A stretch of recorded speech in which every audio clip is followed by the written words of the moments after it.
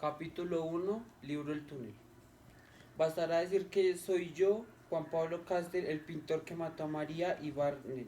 Supongo que el proceso está en acuerdo de todos, que no se necesita mayores explicaciones sobre mi persona, aunque ni el diablo sabe qué es lo que ha de recordar la gente, ni por qué en realidad siempre he pensado que no hay memoria colectiva, lo que quizás sea una forma de defensa de la especie humana. La frase todo tiempo pasado fue mejor no indica que antes sucediera menos cosas malas, sino que felizmente la gente las echa en el olvido. Desde luego semejante frase no tiene validez universal.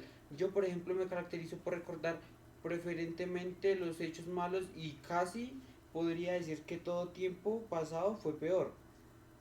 Si no fuera porque el presente me parece tan horrible como el pasado, recuerdo tantas calamidades, tantos rostros cínicos y crueles, tantas malas que alumbran su sordido museo de la vergüenza. ¿Cuántas veces he quedado aplastado durante horas en un rincón oscuro del taller después de leer una noticia en la sección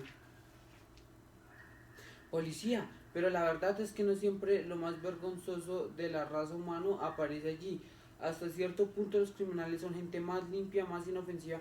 Esta afirmación no la hago porque yo mismo haya matado a un ser humano, en una honesta y profunda convicción. Un individuo es pernicioso, pues se lo liquida y acabó. Eso es lo que yo llamo una buena acción. Piensen, pero cuando peor sea la sociedad para el individuo, siga destilando su veneno y en vez de eliminarlo se quiera contrarrestar su acción recurriendo a anónimos, maledicia y otras bajezas semejantes. En lo que a mí refiere, debo confesar que ahora lamento no haber aprovechado mejor el tiempo ni libertad, liquidando a 6 o 7 tipos que conozco. Que el mundo es horrible es una verdad que no necesita demostración. Bastar un hecho para probarlo. En todo caso de un campo de concentración, un espianista se quejó de hambre y entonces le obligaron a comerse una rata, pero viva. No es de eso, sin embargo, de lo que quiero hablar ahora, ya diré más adelante si hay ocasión, algo más sobre este asunto de la rata. Capítulo 2.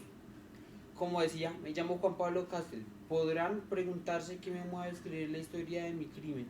No sé si ya dije que voy a relatar un crimen y sobre todo a buscar un editor que conozco bastante bien. El alma humana para prever que prensaba de vanidad. Piensen lo que quieran, me importa un bledo. Hace rato que me importa un bledo la opinión y la justicia de los hombres. Suponga pues que publico esta historia por vanidad. Al fin de cuentas estoy hecho de carne y hueso, pelos, uñas como cualquier otro hombre. Y me parecía muy injusto que exigiesen de mí, precisamente de mí, cualidades especiales.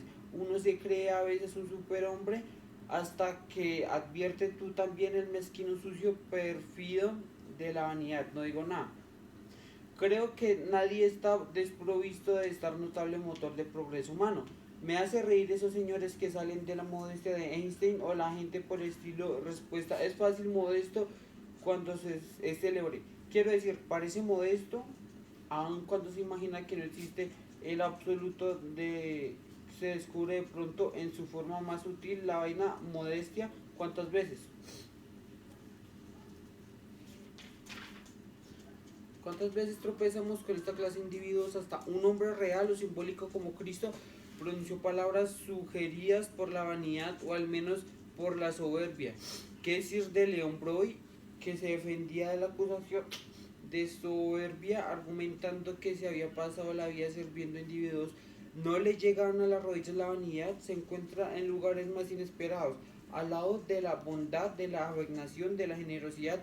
Cuando yo era chico me desesperaba ante la idea de que mi madre debía morirse un día. Con los años se llega a saber que la muerte no solo es soportable, sino está reconfortable. No imaginaba que mi madre pudiese tener defectos. Ahora que no existe, debo decir que fue tan buena como pude llegar a ser un ser humano. Pero recuerdo sus últimos años cuando yo era un hombre, como al comienzo me dolía descubrir debajo de sus mejores acciones un sustituto ingrediente de vanidad o de orgullo. Algo mucho más demostrativo me sucedió a mí mismo cuando la operaron de cáncer. Para llegar a tiempo tuve que viajar 2 días enteros sin dormir. Cuando llegué al lado de su cama, su rostro murmulló unas palabras para compadecerme. Ella se compadecía de mi cansancio y yo sentí dentro de mí oscuramente el vanidoso orgullo de haber acudido tan pronto. Confieso este secreto para que vean hasta qué punto no me creo mejor que los demás. Sin embargo, no relato esta historia por vanidad. Quizás estaría dispuesto a aceptar que hay algo de orgullo o de soberbia, pero porque esta manía de querer encontrar explicación a todos los actos de la vida. Cuando comencé este relato estaba firmemente decidido a no dar explicaciones de ninguna especie. Tenía ganas de contar la historia de mi crimen y se acabó. Al menos no le gustaría que leyese, aunque no lo creo, porque precisamente esa gente que siempre anda detrás de las explicaciones es más curiosa, y pienso que ninguno de ellos se perdería la oportunidad de leer la historia de un crimen hasta el final. Podría reservarme los motivos que se movieron a escribir estas páginas de confesión, pero como no tengo interés de pasar por excéntrico, diré la verdad, que de todos modos es bastante simple.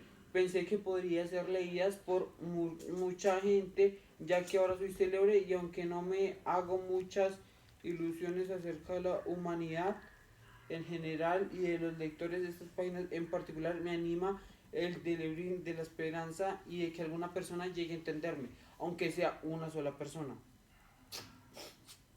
Porque se podría preguntar a alguien apenas una débil esperanza si el manuscrito ha de ser leído por tantas personas en este género de preguntas que considero inútiles.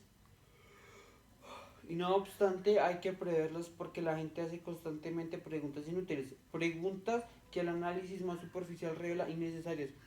Puedo hablar hasta el cansancio y a gritos delante de una asamblea de 100.000 rusos. Nadie me entendería. ¿Se dan cuenta de lo que quiero decir? Existe una persona que podría entenderme, pero fue precisamente él la persona que maté. Capítulo 3. Todos saben que maté a María Ibarrenunter, pero nadie sabe cómo la conocí, qué relaciones hubo exactamente entre nosotros y cómo fui haciéndome la idea de matarla. de matarla. Traté de relatar todo imparcialmente porque aunque sufrí mucho por culpa no tengo que pretensión de ser perfecto. El Salón de la Primavera de 1946 presenté un cuadro llamado Maternidad. Era por el estilo de muchos otros anteriores, como dicen los críticos, en su insoportable dialecto, era sólido, estaba bien arquitectado, tenía en fin los atributos que esos charlatanes encontraron simplemente en mis telas, incluyendo cierta cosa profundidad intelectual. Pero arriba a la izquierda, a través de una ventanita, se veía una escena pequeñita y remota, una playa solitaria y una mujer que me miraba. El mar era una mujer que miraba como esperando algo, quizás algún llamado apagado o distante. La escena sugería, en mi opinión, una soledad ansiosa y absoluta. Nadie se fijó en esta escena, pensaba la mirada por encima como por algo secundario, probablemente decorativo, con excepción de una sola persona. Nadie pareció comprender que esa escena constituía algo esencial. Fue el día de la inauguración, una muchacha desconocida estuvo mucho tiempo delante de mi cuadro sin dar importancia en apariencia, y la gran mujer el primer plano. La mujer que miraba jugar al niño en cambio miró fijamente la escena de la ventana, y mientras lo hacía tuve la seguridad de estar aislada del mundo entero. No vio ni oyó a la gente que pasaba o detenía frente a mi tela. La observé todo el tiempo con ansiedad, después desapareció en la multitud mientras yo vacilaba entre un miedo invencible y una angustia de llamarla. ¿Miedo de qué? Quizás algo así como miedo de juzgar todo dinero de que se dispone de la vida a un solo número. Sin embargo, cuando desapareció me sentí irritado y feliz, pensando que podría no verla más, perdida entre los millones de habitantes anónimos de Buenos Aires. Esa noche volví a la casa nervioso, descontento, triste, hasta que clausuró el salón. Fui todos los días y me colocaba suficientemente cerca para reconocer personas que se detenían frente a mi cuadro, pero no volvió a aparecer. Durante los meses que siguieron solo pensé en ella, en la posibilidad de volver a verla, y de cierto modo solo pinté para ella. Fue como si la pequeña escena de la ventana empezara a creer, a invadir toda la tela y toda mi obra. Capítulo 4. Una tarde por fin la vi por la calle, caminaba por la otra vereda en forma resuelta, como quien tiene que llegar a un lugar definido, a una hora definida. La reconocí inmediatamente, podría haberla reconocido en medio de una multitud. Sentí una indescriptible emoción, Pensé que tanto ella, durante esos meses imaginé tantas cosas que al verla no supe qué hacer. La verdad es que muchas veces había pensado y planeado minuciosamente mi actitud en caso de encontrarla. Creo haber dicho que soy muy tímido, pero por eso había pensado en repensarlo, un probable encuentro y la forma de aprovecharlo. La dificultad mayor con que siempre se tropezaba en estos encuentros imaginarios era la forma de entrar en conversación. Conozco muchos hombres que no tienen dificultad en establecer conversación con una mujer desconocida. Confieso que un tiempo les tuve mucha envidia, pues aunque nunca fui mujeriego, precisamente no por haber sido en dos o tres oportunidades la mente no poder comunicarme con una mujer en esos pocos casos en que parece imposible resignarse a la idea de que será. Para siempre ajena a nuestra vida, desgraciadamente estuve condenado a permanecer ajeno de la vida de cualquier mujer. En encuentros imaginarios había analizado diferentes posibilidades. Conozco mi naturaleza y sé que las situaciones imprevistas y repetidas me hace perder todo sentido a la fuerza, atolondramiento y timidez. Había separado pues, aunque variantes eran lógicas o por lo menos posibles, no es lógico que un amigo íntimo le mande a uno un anónimo insultante, pero todos sabemos que es posible. La muchacha por lo visto solía ir a salones de pintura. En caso de encontrarla uno me podría a su lado y no resultaría demasiado complicada estar en conversación algunos propósitos de alguno en cualquier cuadro expuestos. Después de examinar en detalle esta posibilidad, la abandoné. Yo nunca íbamos a salones de pinturas. Puede parecer muy extraña esta actitud en un pintor, pero en realidad tiene que explicación y no tengo la certeza de que si decidiese a darla a todo el mundo me daría la razón. Bueno, quizás exagero a decir todo el mundo, no seguramente exagero. La experiencia me ha demostrado que lo que a mí me parece claro y evidente casi nunca es para el resto de los semejantes. Estoy tan quemado que ahora vacilo 1000 veces antes de ponerme a justificar o a explicar una actitud mía y casi siempre termino por encerrarme en mí mismo y no abrir la boca. Esa ha sido justamente la causa de que me haya decidido hasta hoy hacer el relato de mi crimen. Tampoco sé en qué momento sí valdrá la pena de que explique en detalle este rasgo mío, diferente a los salones, pero temo que si no explico crean que es una mera manía, cuando en verdad todas esas razones muy profundas. Realmente en este caso hay más de una razón. Diré antes que nada que detesto los grupos, las sectas, las cofradías, los gremios y en general esos conjuntos de bichos que se reúnen por razones de profesión, de gusto, de manía semejante. Esos conglomerados tienen la cantidad de atributos grotescos, la repetición del tipo, la jerga, la vanidad de crearse superiores al resto. Observo que se está complicando el problema, pero no veo la manera de simplificarlo. Por otra parte, el que quisiera dejar de leer esta narración en ese punto no tiene más que hacerlo. De una vez por todas le hago saber que cuenta con mi permiso más absoluto. ¿Qué quiero decir con eso de repetición de tipo? Habrá observado que desagradablemente es encontrarse con alguien que cada instante guiña un oso o tuerce la boca. Pero imaginaba a todos individuos reunidos en un cubo, en un club. No hay necesidad de llegar a esos extremos. Sin embargo, basta observar las familias numerosas donde se repiten ciertos rasgos, ciertos gestos, ciertas entonaciones de voz. Me ha sucedido estar enamorado de una mujer anónimamente, claro, y huir espantado ante la posibilidad de conocer a las hermanas. Me había pasado ya algo muy horrendo en otra oportunidad. Encontré rasgos muy interesantes en una mujer, pero al conocer su hermana quedé deprimido y avergonzado por mucho tiempo. Los mismos rasgos en aquella me habían parecido admirables, aparecían acentuados y deformados en la hermana, un poco carituseados y una especie de visión deformada de la primera mujer de su hermana. Me produjo además de esa sensación un sentimiento de vergüenza, como si en parte yo fuera culpable de la luz levemente ridícula de la hermana hecha sobre la mujer que tanto había admirado. Quizás cosas así me pasen por ser pintor, porque he notado que la gente no le da importancia a estas deformaciones en familia. Debo agregar que algo parecido me sucede en estos pintores que imitan a un gran maestro, como por ejemplo esos malados infelices que pintan a la manera de Picasso. Después de este asunto de la jerga, otras más características que menos soporto, basta examinar cualquier de los ejemplos en la psicoanálisis, el comunismo, el fascismo, el periodismo. No tengo referencias, todos me repugnan. Tomo el ejemplo que se me ocurre en estos momentos del psicoanálisis.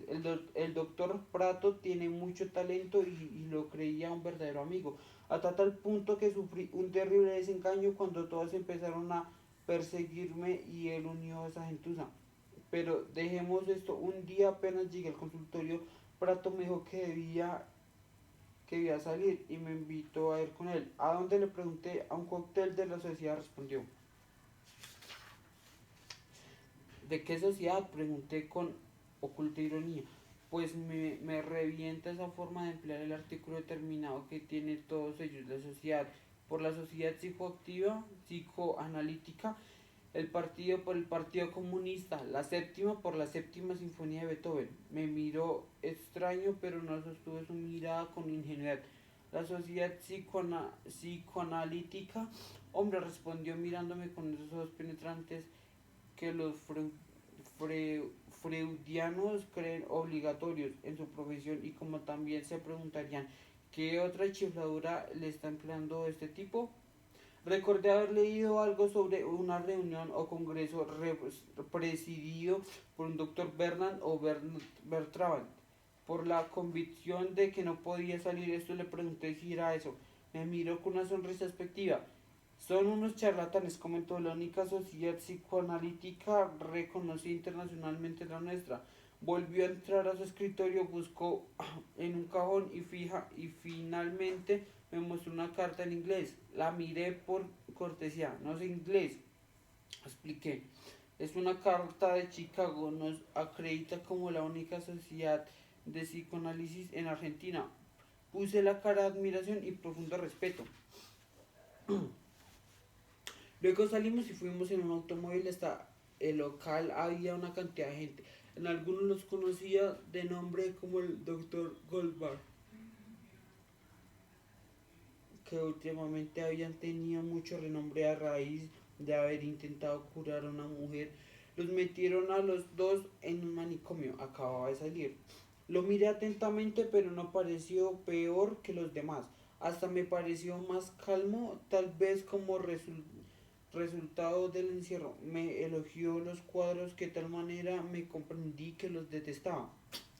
Todo era tan elegante que sentí vergüenza por mi traje viejo y de rodilleras, y sin embargo la sensación de grotesco que experimentaba no era exactamente por eso sentido, por algo no terminaba de definir. Culminó cuando una chica muy fina, mientras me ofrecían unos sándwiches, comentaba con un señor que no sé qué problema de masoquismo anal.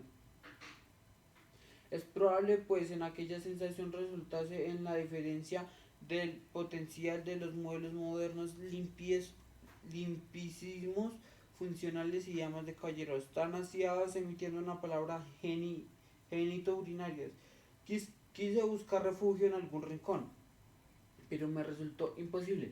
El departamento estaba atestado de gente idéntica que decía permanentemente la misma cosa. Escapé entonces a la calle al encontrarme con personas habituales, un vendedor de diarios, un chico de chofer. Me pareció aquel pronto fantástico que un departamento hubiese aquel amontonamiento. Sin embargo, de todos los conglomerados detesto particularmente estos pintores, en parte naturalmente, porque en que más conozco y ya se sabe que uno no puede testar con mayor razón a lo que conoce de fondo. Pero tengo otra razón. Los críticos es una plaga que nunca pude entender. Si yo fuera un gran cirujano y un señor jamás ha manejado un bisturí, ni es médico, ni entabillado la pata de un gato, viniera a explicarme los errores de mi operación, ¿qué se pensaría? Lo mismo para la pintura. Lo singular es que la gente no advierte, es que los mismos, aunque se rían de las presiones del crítico de la cirugía, escuchan con un increíble respeto, y esos charlatanes se podría escuchar por ciento de respeto los juicios de un crítico que alguna vez han pintado aunque más no fuera de telas mediocres, pero aunque en ese caso sería absurdo, pues cómo se puede encontrarse razonablemente que un pintor mediocre dé consejos a uno bueno.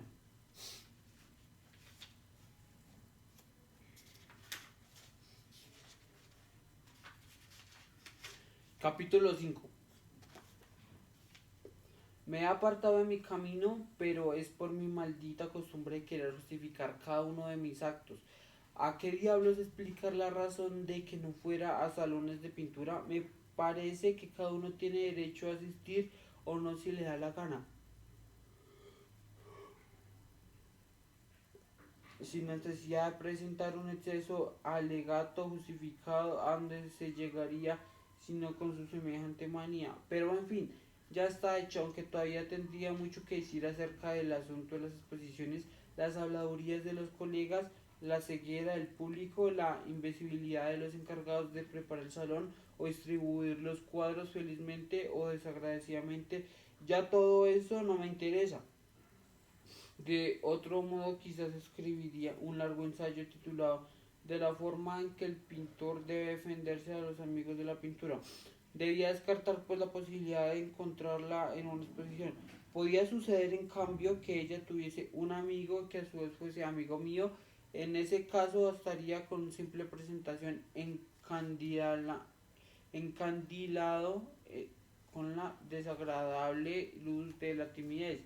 Me eché gozosamente en brazos de esa posibilidad. Una simple presentación.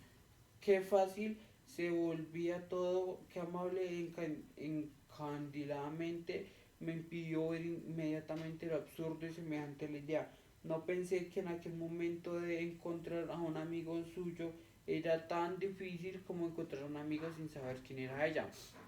Pero sí sabía quién era ella para recurrir a un tercero.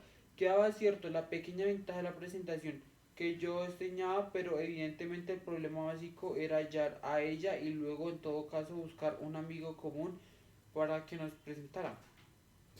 Quedaba el camino inverso, ver si alguno de mis amigos era por azar amigo de ella, y eso se podía hacer sin hallarla previamente, pues bastaría con interrogar a cada uno de mis conocidos acerca de una muchacha de tal esta tintura de pelo y así y así. Todo eso, sin embargo, me pareció una especie de frivolidad y lo desaché. Me avergonzó el solo imaginar que hacía preguntas de esa naturaleza a gentes como Mapelli o Larguite. Creo conveniente dejar establecido que no descarté esta variante por descabellada, solo lo hice por razones que acabo de exponer. Alguno podría creer efectivamente que es descabellado imaginar la remota posibilidad que un conocido me fuera a la vez conocido de ella. Quizás lo parezca a un espíritu superficial, pero no a quien está acostumbrado a reflexionar sobre los problemas humanos. Existen en esta sociedad estratos horizontales formados por las personas de los gustos semejantes, y en estos estratos los encuentros casuales no son raros, sobre todo cuando la causa de la extraficción es la característica de la minoría. Me ha sucedido encontrar una persona en el barrio de Berlín, luego en un pequeño lugar de casi desconocido de Italia y finalmente en una librería de Buenos Aires. Es razonable atribuir el azar en estos encuentros repetidos, pero estoy diciendo una trivialidad. Lo sabe cualquier persona aficionada a la música, al esperanto o el espiritismo. Había que caer pues en la posibilidad más temida, el encuentro en la calle, como demonios hacen ciertos hombres para detener a una mujer, para entablar conversación y hasta iniciar una aventura. Descarté sin más cualquier combinación y comenzará una iniciativa mía. Mi ignorancia es más técnica callejera y mi cara más indujeron a tomar esa decisión melancólica y definitivamente. No quedaba sino esperar una feliz circunstancia de esas que suelen presentarme cada millón de veces, que ella hablara primero, de modo de mi felicidad estaba librada en una remotísima lotería en la que había ganar una para tener derecho a juzgar nuevamente, y solo recibí el premio en caso de ganar la segunda jornada. Efectivamente, Efectivamente, tenía que darse la posibilidad de encontrarme con ella y luego las posibilidades todavía más improbable de que ella me dirigiese la palabra. Sentí una especie de vértigo, de tristeza desesperada, pero no solo obstante seguí preparando mi posición. Imaginaba pues que ella me hablaba, por ejemplo, para preguntarme una dirección o acerca de un omnibus, y a partir de esta frase inicial yo construí durante meses de reflexión la melancolía de la rabia que abandonó y de esperanza una serie interminable de variantes. En alguna yo era locuaz, dicharachero, nunca lo he sido en realidad, en otra era parco, en otras me imaginaba risueño, a veces lo que sumamente singular contesta bruscamente a la pregunta de ella, y hasta con rabia contenía. Sucedió en alguno de esos encuentros imaginarios que la entrevista se malograra por irritación absurda de mi parte y por reprocharle casi groseramente una consulta que yo juzgué inútil o reflexiva.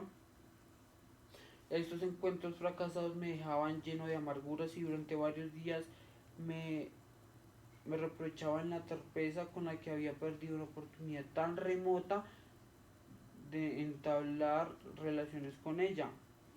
Felizmente terminaba por advertir que todo era mi imaginario y que al menos seguía quedando posibilidad real. Entonces volví a precrucíferos diálogos callejeros. En realidad la dificultad mayor estrictaba la vincular la pregunta de ella en algo más general y alejaba las preocupaciones diarias, como con la esencia general del arte, o por lo menos la impresión que se le había producido mi ventanita. Por supuesto, si me tiene el tiempo tranquilo, siempre es posible establecer lógicamente, sin que choque esta clase de vinculaciones con la reunión social, sobre el tiempo, y en cierto modo todo, en cierto modo se está para establecer las clases vinculadamente entre temas totalmente ajenos, pero el ajetreo de una calle de Buenos Aires entre la gente que corre colectivos y nos llevan uno por delante. Claro que había de descartar casi este tipo de conversación, pero por otro lado yo no podía descartar, descar descartarla sin caer en una situación irremediablemente para mi destino.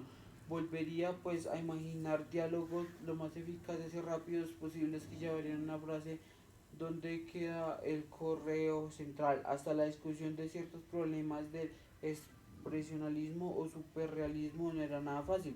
Una noche insomnio llegué a la conclusión de que era inútil y artificioso intentar una conversación semejante y que era preferiblemente atacar bruscamente el punto central con una pregunta valiente, jugándome todo a un